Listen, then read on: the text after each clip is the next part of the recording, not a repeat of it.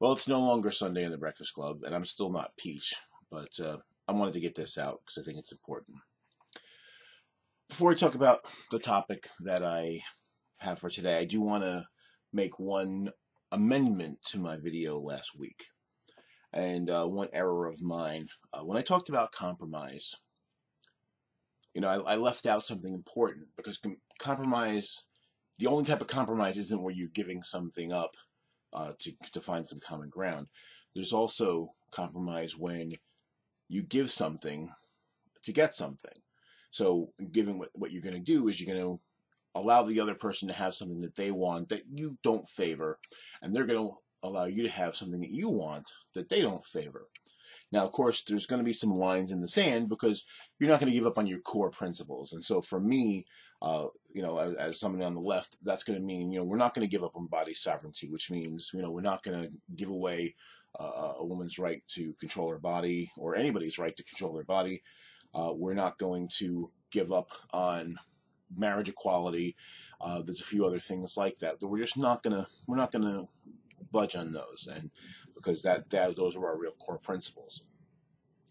But there's still plenty of room for that kind of compromise, because a lot of times too, and so again, something I neglected in the last video, unfortunately, is that a lot of times the differences we have aren't on the goals, especially here on the left.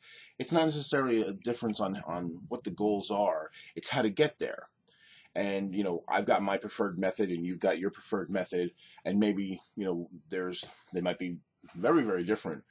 But that's okay as long as we're together on the goal. So I might not like your way, but maybe I'll give in on that if you give in on my method for something else, as long as we're moving in the same direction. But I have to say, based on the responses from the last video, I'm not really hopeful because most of the people responding was very negative, and most of it was still focused on fighting over this past election. And to be honest with you, other than mentioning this, I'm done talking about the 2016 election. As I said previously, there are many reasons why, and if you watch the talk ahead with Steve Shives, there's many reasons. And so whatever reasons you think there are, you're right, but there's also other reasons. Any one of these would not have been enough to sink us, but in conjunction with one another, they took us down because they all could have been mitigated by other factors, and they weren't. And so what I want to talk today, in that same vein, is what the real enemy is. And the real enemy is not other liberals and other progressives. It's not even other Republicans. The real enemy is apathy.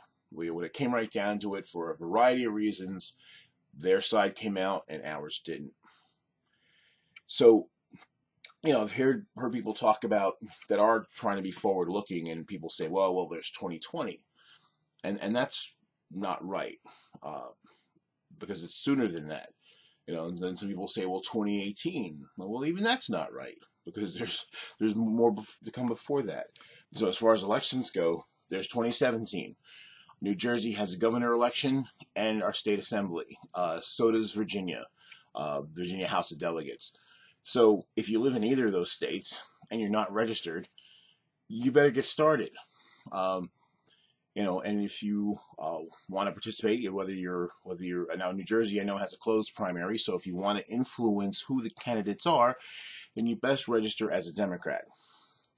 I will put the link to in the description how to do that, and also same thing with Virginia. So if you care about the process going forward and you want to make sure that the most progressive candidates get out there, you need to get off your butts.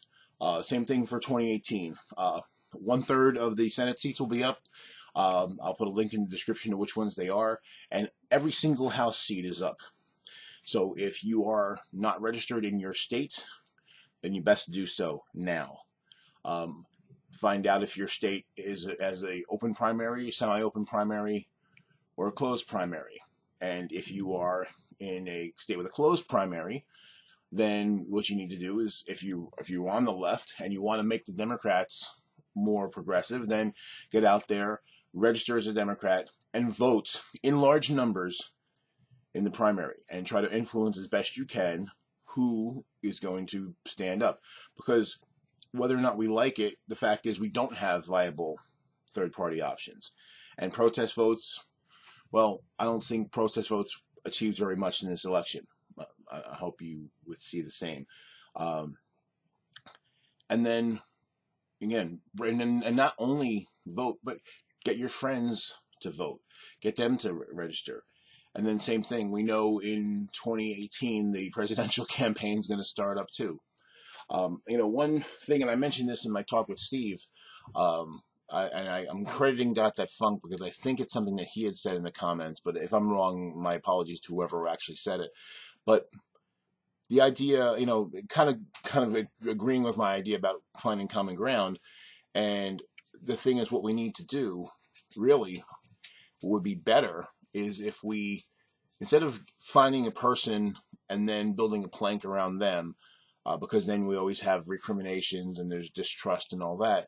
We on the left, we really need to come up with a platform and then find candidates who are willing to carry that banner. And then it's a matter of voting on who we think is the best person to carry that banner, who has the most credibility on that with that banner, who has the best charisma, who can engage crowds, who can bring people out, whoever that is. And there's obviously, I'm sure we all know some people we have in mind, but let's not get obsessed with the person right now. If we're going to have a fight, let's fight over what the issues should be and what we should be supporting as progressives. I guess that's fair. Like I said in the video last time, it's reasonable to have discussions, and certainly reasonable even if those discussions get a little heated, but we can't take it personally. We have bigger fish to fry. Let's figure out what we want to be and then find people who can carry that torch for us, and then get behind them and help carry them along. So there's plenty of time now. There's zero excuse next time. It's already shaping up that Trump's going to be at least as bad as many of us thought. So if that bothers you, and it should, if you're supposedly liberal or progressive, then let's do something about it. Get off your ass. Get engaged. Find out what you need to find out.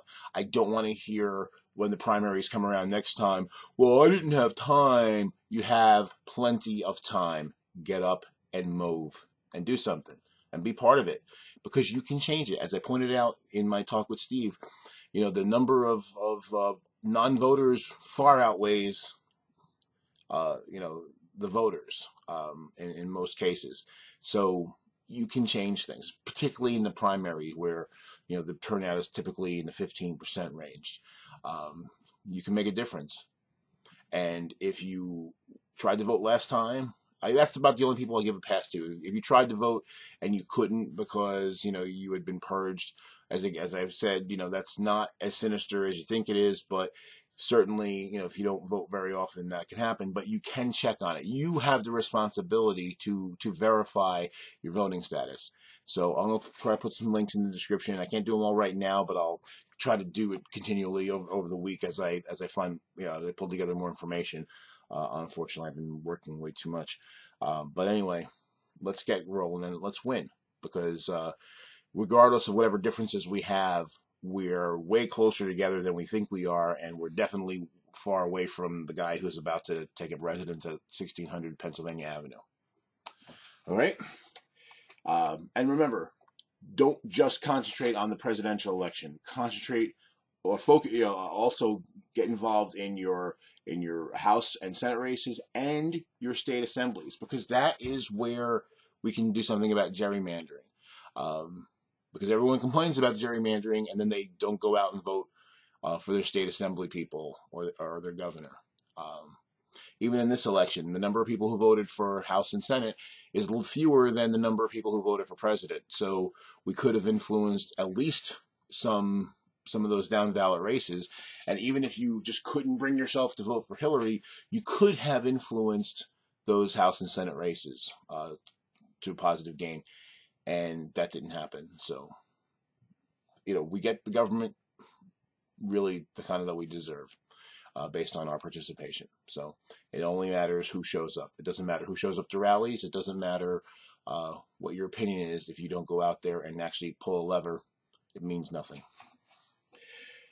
See you next time. Maybe.